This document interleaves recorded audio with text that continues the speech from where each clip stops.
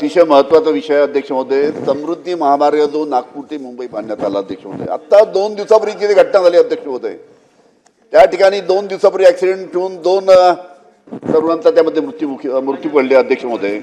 अशा पद्धतीनं आतापर्यंत त्या समृद्धी एक्सप्रेसवर शेकडो लोक मृत्युमुखी पडले अध्यक्ष महोदय. आपल्याला अध्यक्ष महोदय सांगतो 29 जून 2024ला त्या ठिकाणी बसचा अपघात झाला. 25 लोक त्या बस संपूर्ण जळाली, 25 त्यामध्ये मृत्युमुखी पडले. अशा अनेक घटना त्यामध्ये घडतात.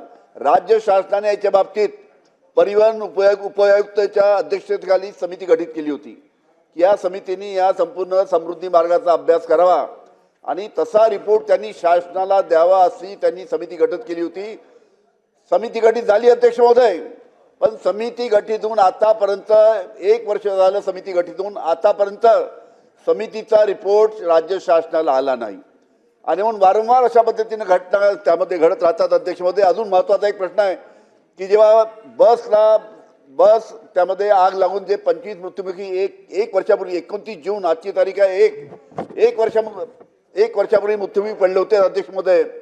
त्यावेळेस उपमुख्यमंत्री देवेंद्र फडणवीस यांनी त्यावेळेस तिथे जाहीर केलं होतं की या 25 लोकांना आम्ही प्रत्येकी 25 लाख रुपये त्या निमित्तानं देऊ अध्यक्ष महोदय. नानासाहेब ओ अध्यक्षांचं ओ नाना नाही ते ऐकू द्या त्यांना जरा. नाही तेच माझ्या मार्फत त्यांच्या मार्फत बोला वेळ कमी आहे बोला. त्याच्या माध्यमातून देवेंद्र फडणवीस यांनी जाहीर केलं होतं की 25 लाख प्रति माणसी आम्ही देऊ. आतापर्यंत 1 वर्ष झाली मिळाली नाही. तिथले जे खासदार आहेत वर्ध्याचे ते वारंवार अमर काळे हा विषय प्रामुख्याने मांडत राहतात. माझी शासनाला विनंती राहील, देवेंद्र फडणवीस यांना विनंती राहील की त्यांनी जे जाहीर केलं होतं 25 लाख रुपये प्रति माणसी लवकरात लवकर 1 वर्ष झालं जाहीर करून अजून मिळाले नाही. लवकरात लवकर शासनाने हे पैसे त्या 25 जे मृत्युमुखी पडले त्यांच्या परिवाराला द्यावे अशी माझी विनंती आहे.